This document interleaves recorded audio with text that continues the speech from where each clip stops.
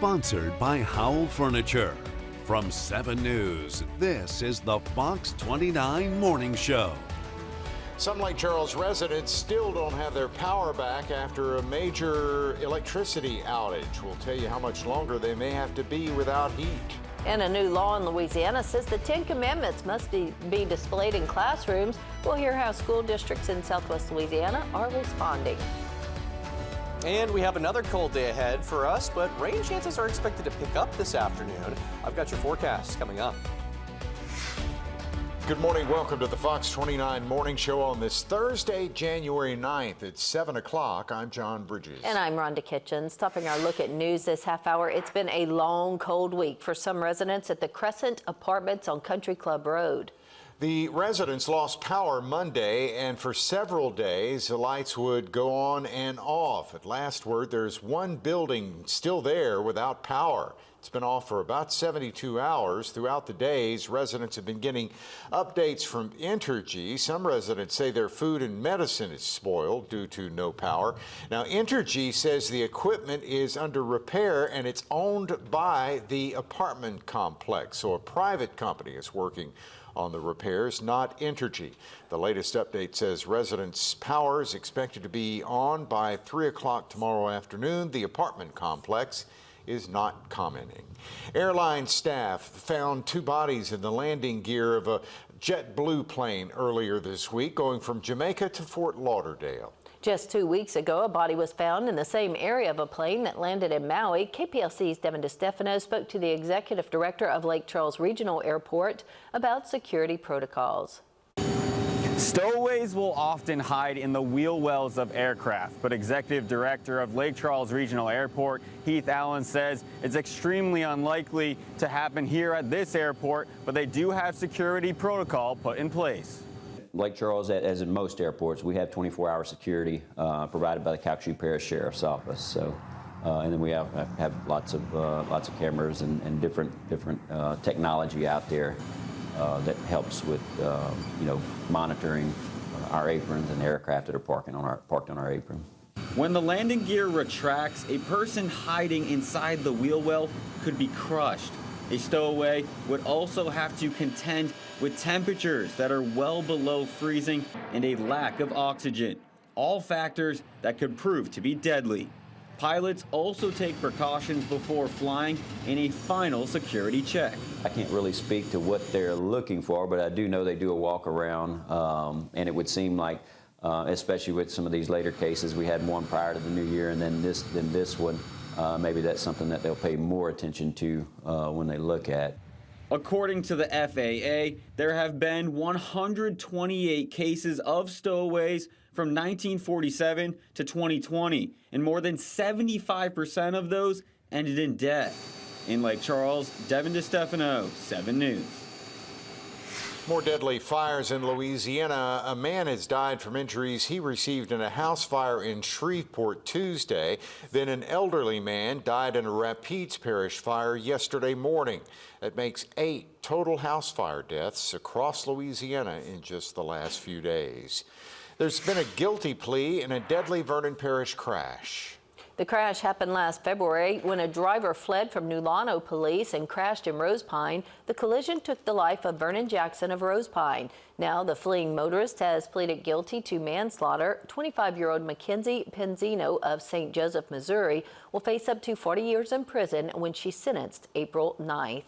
Selling your home could be a struggle this year. A California firm says Lake Charles will have the weakest housing market this year, but realtors here in Southwest Louisiana disagree. KPLC's Stephanie Obadiku reports. Last place is where Veros Real Estate Solutions has put Lake Charles's housing market out of 328 U.S. metropolitan statistical areas.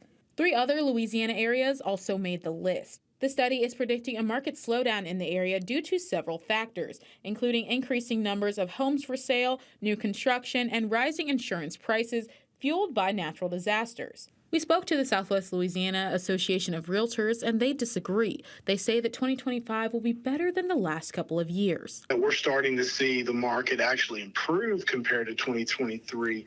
President of the association, Karen Northcutt, believes that the city's growth plays a part in the projected ranking. Because we are industry driven, we've got a lot of growth, economic growth going on, which kind of parallels to our housing market.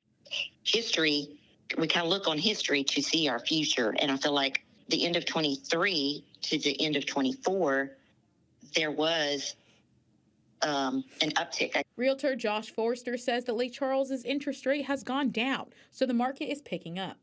It has been a perfect storm for Southwest Louisiana in 23 and end of 22 coming into 24, but we have seen a drastic improvement in the market the last half of 24, and I'm very, very optimistic about what 2025 outlook is. Northcutt says since the start of 2025, she's had quite a few buyers reach out already. Since the holidays, I feel like there's more going on. There's more activity. There's more hopefulness in there as far as people wanting to buy houses and making offers. Personally, as a real estate agent, I've gotten a lot of offers come in just since January 1st on different properties.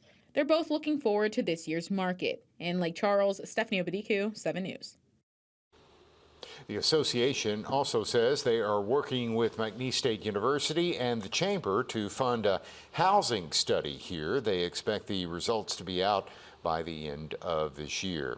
The new commandments, 10 Commandments law took effect the first of the year, mandating all K through 12 public schools in Louisiana to post the 10 Commandments in their classroom. While the law requires the 10 Commandments to be posted in Louisiana classrooms, some of our local school districts say they're watching how a lawsuit against the mandate plays out. There was pushback against the law, and federal judge Don DeGravels ruled it unconstitutional, writing that Superintendent Cade Brumley and the State Board of Education should provide notice of his ruling to all Louisiana public elementary, secondary, and charter schools and all public post-secondary education institutions. However, only Brumley and 5 Louisiana school districts, including Vernon Parish, are defendants in the lawsuit, and a federal appeals court ruled DeGravels' decision only applied to those 5 parishes. The legislature and the land administration had made this a mandate that locals would have to pay for it.